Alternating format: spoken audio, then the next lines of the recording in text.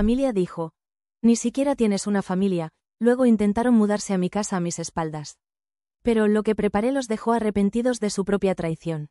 Me llamo Andrea, y creo que necesito desahogarme, soltarlo todo a la fría e impersonal pantalla, con la esperanza de que alguien, cualquiera, al otro lado, pueda entender el torbellino en el que se ha convertido mi vida. Vivo en Lima, en una pequeña casa de 2 pisos, pintada de un amarillo pálido que siempre me ha dado una sensación de calidez. No es una mansión, ni mucho menos, pero es mi asterisco espacio, mi santuario. Un refugio construido con años de trabajo, ladrillo a ladrillo, con el sudor de mi frente y a veces, también, con mis lágrimas. Aquí, por fin, después de tantos años de sentirme como una pieza fuera de lugar, puedo respirar. Puedo ser yo, y es que, para que puedan comprender la magnitud de lo que ha sucedido, tengo que contarles un poco sobre mi familia. Digamos que siempre he sido la oveja negra, la rara, la diferente. La que no encaja, no porque haya hecho nada malo, simplemente, no sigo el guión. Verán, mis padres y 2 de mis hermanos, Marcos y Sofía, tienen una visión. Digamos, asterisco particular asterisco, de lo que significa familia. Un concepto rígido, inamovible, tallado en piedra, donde la vida se resume en casarse joven, tener un par de hijos, preferiblemente un niño y una niña, y seguir el mismo camino trillado que todos los demás. Como si existiera un único molde para la felicidad y todos estuviéramos obligados a encajar en él. Como yo, a mis 35, sigo soltera y sin hijos, y plenamente feliz, por cierto, me miran con una mezcla de lástima y condescendencia que me revuelve el estómago. Siempre ha sido así, desde que tengo memoria. Indirectas constantes, comentarios susurrados en las reuniones familiares, miradas cargadas de significado que me atraviesan como dardos envenenados. ¿Para cuándo el novio, Andrea? Preguntaba mi madre con un tono que pretendía ser jovial pero que escondía un reproche. Te vas a quedar sola, sentenciaba mi tía Elena, moviendo la cabeza con un gesto de falsa compasión, mientras Sofía, rodeada de sus 3 hijos, me sonreía con una mezcla de superioridad y lástima. Como si mi vida fuera incompleta, defectuosa, como si yo no fuera una familia de verdad, porque no tengo un marido y un par de críos correteando por ahí, llenando el supuesto vacío de mi existencia. Recuerdo una Navidad en particular, la casa de mis padres abarrotada de gente, el olor a pavo asado mezclado con el perfume dulzón de mi madre. Yo, sentada en un rincón del sofá, observando el caos a mi alrededor, sintiéndome como una extraña en mi propia familia. Marcos, con su esposa e hijos, ocupaba el centro de atención, mientras que yo, con mi libro en las manos, era prácticamente invisible. Andrea, ¿por qué no dejas ese libro y vienes a jugar con los niños?, me dijo mi madre, con un tono de reproche apenas disimulado. Prefiero leer, respondí, sin levantar la vista. Pero así nunca vas a encontrar un buen marido, replicó ella, suspirando. Sentí como la sangre me subía a la cara, la rabia quemándome en el pecho. ¿Es que no podían entender que yo era feliz así? ¿Que no necesitaba un marido ni hijos para sentirme completa? Y la verdad, a veces me pregunto si ellos entienden lo que significa la palabra tranquilidad. La paz que siento al llegar a mi casa, mi pequeño oasis amarillo, después de un largo día de trabajo, el silencio que me permite pensar, leer, escuchar música sin interrupciones, escribir, pintar, simplemente ser asterisco, es algo que ellos, en su caos familiar, en su constante ir y venir de niños gritando, peleas conyugales y dramas cotidianos, parecen incapaces de comprender. El olor a café recién hecho por las mañanas, el tacto suave de las sábanas de mi cama, la luz del sol filtrándose a través de las cortinas, creando sombras danzantes en las paredes. Son pequeños placeres, íntimos, que atesoro como un tesoro. Me gusta mi soledad, he elegido esta vida y soy inmensamente feliz así. ¿Es tan difícil de entender? ¿Tan terrible es querer ser independiente, dueña de mi propio tiempo y mi propio espacio? Aparentemente, sí, al menos para mi familia. Y eso, precisamente eso, es lo que me ha traído hasta aquí, a escribirles esto, a confesarles mi historia, porque lo que pasó después. Bueno, es para no creerlo. Supera cualquier límite de la lógica, de la decencia, incluso de la propia familia.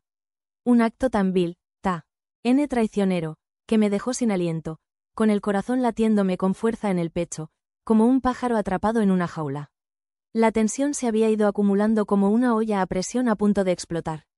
No era un solo comentario, una sola mirada, una sola indirecta. Era un goteo constante, Un veneno lento que se filtraba en la relación con mi familia, erosionándola poco a poco hasta dejarla convertida en una cáscara vacía, frágil y quebradiza. Cada reunión familiar, cada cumpleaños, cada Navidad, era una nueva oportunidad para que me recordaran mi supuesta deficiencia, mi fallo de fábrica en la línea de montaje de la familia perfecta. Andrea, ¿no crees que ya es hora de sentar cabeza? Me preguntaba mi padre, con ese tono paternalista que me erizaba la piel, me apretaba el pecho y me dejaba un sabor amargo en la boca. Recuerdo una vez en particular, estábamos celebrando el bautizo de mi sobrino, el segundo hijo de Marcos. La iglesia estaba llena de gente, el olor a incienso se mezclaba con el perfume barato de mi tía Elena, creando una atmósfera densa, casi asfixiante. Yo, sentada en un banco al fondo, intentaba concentrarme en la ceremonia, pero la voz de mi padre, susurrando en mi oído, me sacaba constantemente de mi ensoñación. Mira a Marcos, decía, señalando con la barbilla a mi hermano, que sostenía en brazos a su recién nacido, con una sonrisa radiante. Él sí que ha formado una familia como Dios manda. Sentí como la sangre me subía a la cara, un calor intenso que me quemaba las mejillas. Apreté los puños, clavando las uñas en las palmas de las manos, intentando controlar la rabia que amenazaba con desbordarse. Papá, por favor, susurré, con la voz tensa. ¿Podríamos no hablar de esto ahora?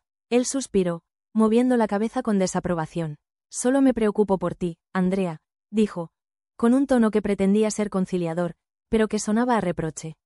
No quiero que te quedes sola. No estoy sola, respondí, apretando los dientes. Tengo amigos, tengo mi trabajo, tengo mi vida. Él me miró con una mezcla de lástima y condescendencia. Eso no es una familia, Andrea, dijo, con un suspiro. Eso no es lo que una mujer necesita. En otra ocasión, durante una cena familiar, mi madre me sorprendió con una pregunta que me dejó sin habla. Estábamos en la mesa, el olor a estofado de carne llenaba el comedor, mis hermanos y sus respectivas familias charlaban animadamente, mientras yo, como siempre, me sentía como una intrusa en mi propia casa.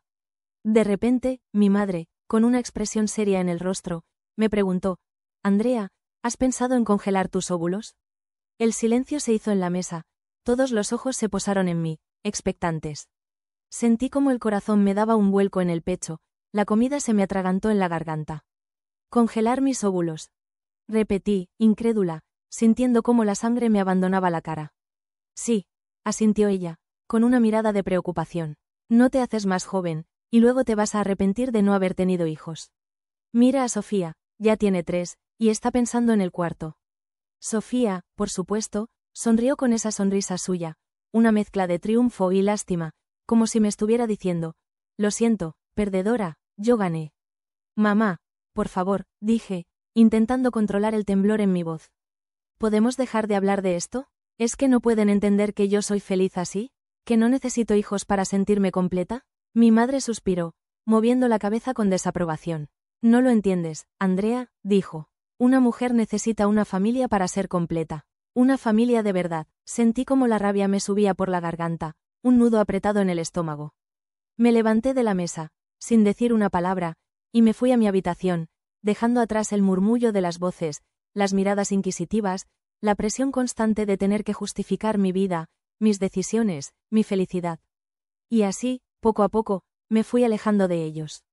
Las llamadas telefónicas se hicieron menos frecuentes, las visitas más esporádicas. No era que no los quisiera, es que no soportaba más sus comentarios, sus miradas, su incapacidad para aceptar que yo era diferente, que mi felicidad no encajaba en su molde preestablecido. Me dolía, sí, me dolía mucho sentirme como una extraña en mi propia familia, como si hubiera una barrera invisible que nos separara, un abismo insalvable entre sus expectativas y mi realidad. Pero prefería la distancia al dolor constante de sentirme juzgada, menospreciada, incompleta. Prefería la paz de mi pequeño oasis amarillo a la tortura de tener que justificar mi vida una y otra vez, como si fuera una acusada en un juicio sin fin. Y entonces, cuando pensaba que ya lo había escuchado todo, que ya nada podía sorprenderme, llegó el incidente, la gota que colmó el vaso, la traición que lo cambió todo, que me hizo comprender la verdadera naturaleza de mi familia, la crudeza de su egoísmo, la profundidad de su hipocresía. Y es que, a veces, la familia puede ser mucho más cruel que cualquier desconocido. Mucho más hiriente que cualquier enemigo. Puede ser una daga afilada que se clava en el corazón, un veneno lento que te corroe por dentro, una jaula invisible que te impide respirar. Fue el cumpleaños de mi madre. Una de esas reuniones familiares obligatorias, donde las sonrisas son forzadas, las conversaciones superficiales y la tensión se puede cortar con un cuchillo. Había intentado escaquearme, inventando una excusa cualquiera, pero mi madre insistió, con ese tono de voz que no admitía réplica. Andrea, es mi cumpleaños, ¿no vas a venir a celebrarlo con tu familia? Así que ahí estaba yo, sentada a la mesa, rodeada del bullicio habitual. Los niños corrían de un lado a otro, gritando y riendo, mientras los adultos charlaban animadamente, con copas de vino en la mano. Yo, como de costumbre, me sentía fuera de lugar, como un fantasma observando una escena que no me pertenecía. Intentaba participar en las conversaciones, pero me sentía como si hablara un idioma diferente. Mis intentos de conectar con ellos, de encontrar un punto en común, se estrellaban contra un muro invisible de indiferencia. La conversación, inevitablemente, derivó hacia el tema de la familia. Sofía, radiante, contaba las últimas hazañas de sus hijos, mientras Marcos, con su esposa a su lado, presumía de su reciente ascenso en el trabajo. Yo los escuchaba en silencio, sintiendo cómo la familiar punzada de tristeza se instalaba en mi pecho. De repente, mi tía Elena, con su habitual falta de tacto, soltó la bomba. «Andrea, ¿cuándo nos vas a dar la alegría de ser tíos?», preguntó, con una sonrisa que pretendía ser pícara pero que sonaba a burla. Sentí como la sangre me subía a la cara, el calor intenso quemándome las mejillas. Antes de que pudiera responder, mi madre intervino, con un tono de voz que me heló la sangre. «Déjala, Elena», dijo, suspirando. «Andrea no tiene una familia. No sabe lo que es eso». La frase, dicha con tanta crueldad, con tanta despreocupación, me golpeó como una bofetada. Sentí como el aire se me escapaba de los pulmones, el corazón latiéndome con fuerza en el pecho. Miré a mi alrededor, buscando una señal de apoyo, una mirada de comprensión, pero solo encontré indiferencia. Mis hermanos, mis padres, mis tíos, todos me miraban con una mezcla de lástima y condescendencia, como si fuera un bicho raro, una criatura defectuosa. «Ni siquiera tienes una familia», resonaban las palabras de mi madre en mi cabeza, como un eco macabro. Me levanté de la mesa, sin decir una palabra, las lágrimas amenazando con desbordarse. Salí de la casa, el ruido de la fiesta apagándose a mis espaldas, el aire frío de la noche golpeándome en la cara. Caminé sin rumbo, las lágrimas corriendo por mis mejillas, el corazón roto en mil pedazos. No podía creer lo que acababa de pasar. Mi propia familia, las personas que se suponía que debían amarme y protegerme, me habían repudiado, me habían negado, me habían borrado de la ecuación. «Ni siquiera tienes una familia». Las palabras resonaban en mi cabeza, como un mantra maldito. Días después, todavía con el eco de esas palabras resonando en mis oídos, llegué a casa del trabajo, agotada y con la cabeza a punto de estallar. Revisé el buzón, esperando encontrar solo facturas y publicidad, pero un sobre blanco, oficial, con el logo del municipio, me llamó la atención. Lo abrí con manos temblorosas, el corazón latiéndome con fuerza en el pecho. Era una notificación de cambio de residencia. Mis padres, Marcos y Sofía, habían registrado su nueva dirección, mi dirección. Mi casa. Sentí como si me hubieran dado un puñetazo en el estómago. El aire se me escapó de los pulmones, la sangre se me heló en las venas. No podía respirar, no podía pensar, solo podía sentir la traición, fría y afilada, clavándose en mi corazón. ¿Cómo habían podido hacerme esto? ¿Cómo se les había ocurrido que yo, después de todo lo que me habían dicho, después de haberme negado, después de haberme dicho que, ni siquiera tenía una familia, iba a aceptar que se mudaran a mi casa, a mi santuario, a mi único espacio de paz y tranquilidad? La rabia, la tristeza, la indignación, se mezclaban en mi interior, creando un torbellino de emociones que amenazaba con desbordarse. Me temblaban las manos, las piernas me flaqueaban. Me apoyé en la pared, intentando recuperar el aliento, intentando comprender lo que estaba pasando. En ese momento, supe que tenía que hacer algo. Tenía que defenderme, tenía que proteger mi espacio, mi vida, mi cordura. Y entonces, en medio del caos, en medio de la tormenta, surgió una idea, una chispa de rebeldía, una estrategia de defensa. Una idea que, en ese momento, me pareció la única solución posible. Una idea que cambiaría todo para siempre. El sobre cayó al suelo, como una hoja muerta desprendida de la rama. Me quedé ahí, paralizada en el umbral de mi propia casa, sintiendo cómo la sangre se me helaba en las venas. La notificación de cambio de residencia se burlaba de mí desde el suelo, el logo del municipio parecía una mueca grotesca. Mi casa, mi casa. ¿Cómo se les había ocurrido? La rabia, como una ola hirviente, me inundó por completo. Apreté los puños, las uñas clavándose en las palmas de las manos hasta sentir el dolor, un dolor físico que, de alguna manera, me ayudaba a anclarme a la realidad, a no perderme en el abismo de la indignación y la incredulidad. Después de todo lo que me habían dicho, después de años de menosprecios, de indirectas, de miradas cargadas de lástima, después de haberme dicho, a la cara, que, ni siquiera tenía una familia. Y ahora, pretendían invadir mi espacio, mi santuario, el único lugar donde me sentía a salvo, donde podía ser yo misma, sin tener que justificar mi vida, mis decisiones, mi felicidad. La rabia dio paso a una tristeza profunda, un dolor sordo en el pecho que me dificultaba la respiración. Me dejé caer al suelo, las piernas sin fuerzas, las manos temblorosas. Las lágrimas, calientes y amargas, comenzaron a rodar por mis mejillas, empapándome la cara, el cuello, la blusa. Me abracé las rodillas, meciendo el cuerpo hacia adelante y hacia atrás, como si intentara acallar el dolor, como si pudiera borrarlo con el movimiento. Me sentía traicionada, vulnerada, pisoteada. Mi propia familia, las personas que se suponía que debían amarme y protegerme, me habían dado la espalda, me habían utilizado, me habían descartado como un objeto inservible. Y la peor parte es que, en el fondo, no me sorprendía. En algún lugar recóndito de mi ser, sabía que eran capaces de esto, y de mucho más. Había visto la crueldad en sus ojos, la indiferencia en sus gestos, el desprecio en sus palabras.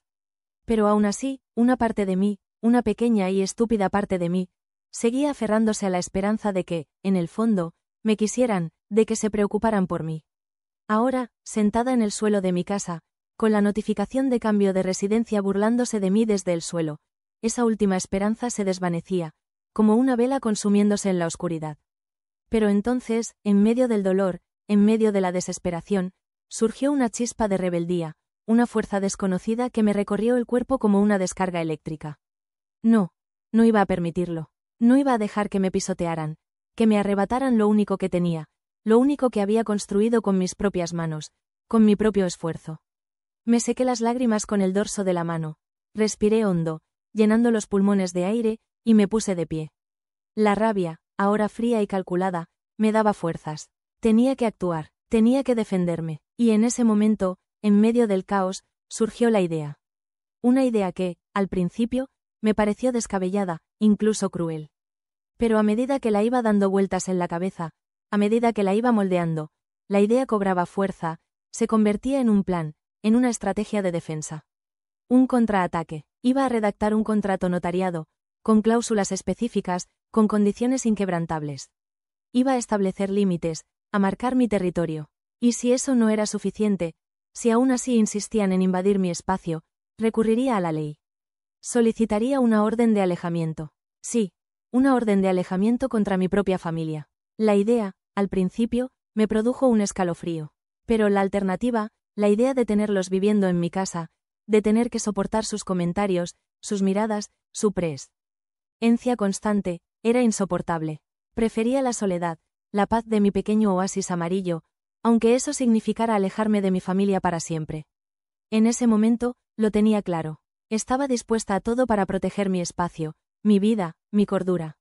El teléfono sonó a las 6 de la mañana. Un timbre estridente que me arrancó de un sueño inquieto, poblado de sombras y reproches susurrados. Era mi madre. Su voz, normalmente autoritaria, se quebraba, llena de un llanto contenido que me sorprendió. Andrea, hija, tenemos que hablar, dijo, con un tono suplicante que nunca le había escuchado. Por favor, déjanos explicarte. Mi primera reacción fue colgar, borrarla de mi vida, como ella había hecho conmigo días atrás. Pero una extraña mezcla de curiosidad y un resto de esa maldita lealtad familiar me lo impidió. Habla, dije, con la voz fría, distante. Necesitamos tu ayuda, Andrea, continuó, con un sollozo.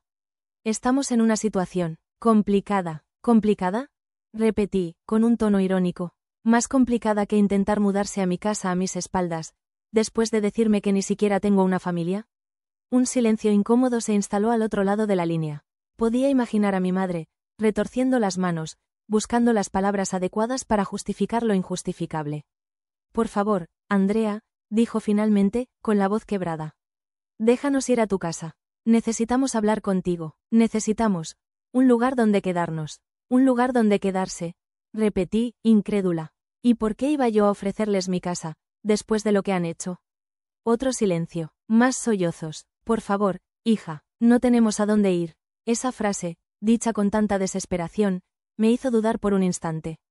¿Qué estaba pasando realmente? ¿Qué situación tan terrible los había llevado a tomar una decisión tan drástica, tan humillante? Voy a ir a verlos, dije finalmente, con la voz tensa. Pero no esperen que cambie de opinión. No voy a permitir que se muden a mi casa. Colgué el teléfono sin esperar respuesta, el corazón latiéndome con fuerza en el pecho. Una mezcla de rabia, curiosidad y una pizca de miedo me invadía. ¿Qué me encontraría al llegar a la casa de mis padres? ¿Cuál era la verdadera razón detrás de esta desesperada súplica? Al llegar, la casa de mis padres parecía un escenario de una película post-apocalíptica. Cajas apiladas en el salón, muebles cubiertos con sábanas blancas, un silencio sepulcral que contrastaba con el bullicio habitual. Mi madre, con los ojos rojos e hinchados, me recibió con un abrazo que no correspondí.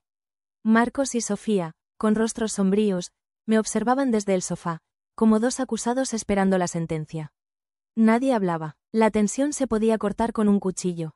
Finalmente, mi madre, con la voz temblorosa, me contó la verdad. Habían vendido la casa, no por necesidad, como había dado a entender por teléfono, sino para pagar las deudas de juego de Marcos. Sí, mi hermano, el ejemplo de familia perfecta, el que había formado una familia como Dios manda, había dilapidado el patrimonio familiar en apuestas, dejando a mis padres en la calle. La indignación me golpeó como un mazazo. Me sentí utilizada, manipulada, engañada. No solo habían intentado invadir mi casa a mis espaldas, sino que me habían mentido, me habían utilizado la lástima para intentar conseguir su objetivo. Miré a mi hermano, el rostro desencajado, la mirada perdida en el vacío. Sentí una mezcla de rabia y desprecio. ¿Cómo había podido hacerles esto a sus padres? ¿Cómo había podido ser tan egoísta, tan irresponsable? Y Sofía, con sus 3 hijos, ¿dónde estaba su apoyo, su comprensión? Parecía tan ajena a la situación, tan distante, como si el drama no fuera con ella. En ese momento, supe que no había vuelta atrás. La idea del contrato notariado, de la orden de alejamiento, ya no me parecía una medida drástica, sino una necesidad. Una forma de protegerme de la toxicidad de mi familia, de su egoísmo, de su hipocresía. Me despedí de ellos con un simple adiós, sin un abrazo, sin una mirada atrás. Salí de la casa con la cabeza alta, el corazón lleno de una mezcla de tristeza y alivio. Había perdido a mi familia, sí, pero había ganado algo mucho más valioso. Mi libertad, mi paz, mi dignidad. De vuelta en mi pequeño oasis amarillo, el silencio me envolvió como un viejo amigo. La paz, tan ansiada, tan preciada, volvía a inundar cada rincón de mi casa, impregnando las paredes, los muebles, hasta el aire que respiraba. Preparé una taza de té de manzanilla, el aroma dulce y familiar expandiéndose por la cocina, una pequeña ceremonia de confort en medio del torbellino emocional. El vapor ascendía, acariciando mi rostro, llevando consigo una promesa de calma. Intenté calmar el temblor en mis manos, ese temblor fino que me recorría desde las puntas de los dedos hasta los hombros. El nudo en mi garganta, sin embargo, persistía, una constricción dolorosa que me recordaba la conversación con mi madre, la desolación en su voz, la mentira apenas velada. Me senté en el sofá, acurrucándome en un rincón, buscando una postura que aliviara la tensión en mi espalda. La taza caliente entre mis dedos era un pequeño foco de calor en medio del frío que sentía en mi interior. La mirada perdida en la ventana, observaba el juego de luces y sombras que proyectaban las ramas del jacarandá sobre el pequeño jardín. Afuera, el cielo se teñía de un naranja intenso, vibrante, el preludio de un nuevo día. Un nuevo día sin ellos. Un nuevo día en el que tendría que enfrentarme a las consecuencias de mi decisión. Y entonces, en medio del silencio, en medio de la aparente calma, surgió la duda, insidiosa, como una serpiente deslizándose entre las grietas de mi determinación. ¿Había hecho lo correcto? ¿Era demasiado duro lo que estaba haciendo? ¿Solicitar una orden de alejamiento contra mi propia familia? La idea, que horas antes me había parecido la única solución posible, un escudo protector contra su invasión, ahora me pesaba en la conciencia como una losa, fría y opresiva. Una punzada de culpa, aguda e inesperada, me atravesó el pecho. ¿Qué pasaría con ellos? ¿Dónde irían? ¿Cómo se las arreglarían sin la casa, sin un lugar donde vivir? La imagen de mi madre, con los ojos rojos e hinchados, las arrugas marcadas por la angustia, la voz quebrada por el llanto, me asaltaba una y otra vez, como una película macabra proyectada en la pantalla de mi memoria. Recordé el temblor de sus manos al tomar la mía, la súplica silenciosa en su mirada. Y Marcos, mi hermano, el que siempre había presumido de su éxito, de su familia perfecta, ahora reducido a una sombra de sí mismo, con la mirada perdida en el vacío, el rostro pálido y desencajado, marcado por la culpa y la desesperación. Recordé su silencio, su incapacidad para mirarme a los ojos, la vergüenza palpable que emanaba de cada poro de su piel. ¿Era yo tan cruel como ellos me habían pintado durante todos estos años? ¿Era yo la verdadera oveja negra de la familia, la egoísta, la despiadada, la que les daba la espalda en el momento en que más la necesitaban? Las preguntas me martilleaban la cabeza, una y otra vez, como un eco incesante. Cerré los ojos con fuerza, intentando acallar las voces de la duda, las punzadas de culpa que me arañaban el alma, que amenazaban con desmoronar la frágil barrera que había construido a mi alrededor. Respiré hondo, 1, 2, 3 veces, el aire entrando y saliendo de mis pulmones con dificultad, como si una mano invisible me apretara el pecho. Intentando recuperar el control, aferrándome a la rabia, a la indignación, a la necesidad de protegerme. Intentando recordar por qué había tomado esta decisión, tan drástica, tan definitiva. Y entonces, como un relámpago en la oscuridad, los recuerdos volvieron, vívidos, dolorosos, como una herida recién abierta. Los años de desprecio, de indirectas veladas, de miradas cargadas de lástima y condescendencia. Las risas ahogadas a mis espaldas, los susurros conspiratorios, las comparaciones constantes con mis hermanos, con sus vidas perfectas, con sus familias completas. Las palabras de mi madre, hirientes como cuchillas, resonando en mi cabeza como un eco macabro. Ni siquiera tienes una familia. La frase, dicha con tanta frialdad, con tanta despreocupación, me había atravesado como una bala, dejándome una herida profunda, una cicatriz que aún sangraba. La notificación de cambio de residencia, la prueba irrefutable de su traición, de su egoísmo, de su total falta de respeto hacia mí, hacia mi vida, hacia mi espacio, hacia mi derecho a elegir mi propio camino. La imagen del sobre blanco, oficial, con el logo del municipio, burlándose de mí desde el suelo, me provocó una oleada de indignación, una rabia fría y calculada que me recorrió el cuerpo como una descarga eléctrica. ¿Cómo se les había ocurrido? ¿Cómo habían podido ser tan cínicos, tan hipócritas, tan...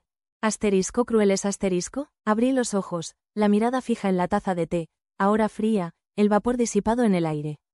El líquido, de un amarillo pálido, reflejaba la luz del amanecer, creando un pequeño halo de luz en la penumbra del salón. No me arrepentía. No había sido una decisión impulsiva, tomada en un momento de rabia o desesperación. Había sido una decisión meditada, la única posible para protegerme, para defender mi derecho a la paz, a la tranquilidad, a la soledad si así lo elegía, a vivir mi vida sin la presión constante de sus expectativas, sin el peso de sus juicios. No se trataba de venganza, no se trataba de hacerles pagar por el daño que me habían causado, aunque, sinceramente, una parte de mí, una parte oscura y resentida, deseaba verlos sufrir, sentir el mismo dolor que yo había sentido durante tantos años. Pero no, se trataba de autoconservación, de poner límites, de marcar mi territorio, de defender mi derecho a ser yo misma, sin disculpas, sin explicaciones. Me merecía respeto, me merecía ser feliz, y no iba a permitir que nadie, ni siquiera mi propia familia, me lo arrebatara. El té de manzanilla, ahora frío, me dejó un sabor amargo en la boca, un reflejo de la amargura que sentía en mi corazón. Me levanté del sofá, con las piernas aún temblorosas, y caminé hacia la ventana, la mirada fija en el cielo, ahora de un azul intenso, salpicado de nubes blancas que parecían flotar en la inmensidad. El sol, radiante, iluminaba mi pequeño oasis amarillo, llenándolo de una calidez que, por un instante, me reconfortó, que me dio la fuerza que necesitaba para afrontar el día, para enfrentarme a las consecuencias de mi decisión. Estaba sola, sí, pero estaba en paz, y eso, en ese momento, era todo lo que importaba. El timbre sonó, un sonido estridente que rompió el silencio de la mañana y me tensó todos los músculos. Sabía quiénes eran, respiré hondo, tratando de calmar el temblor en mis manos, y me dirigí a la puerta.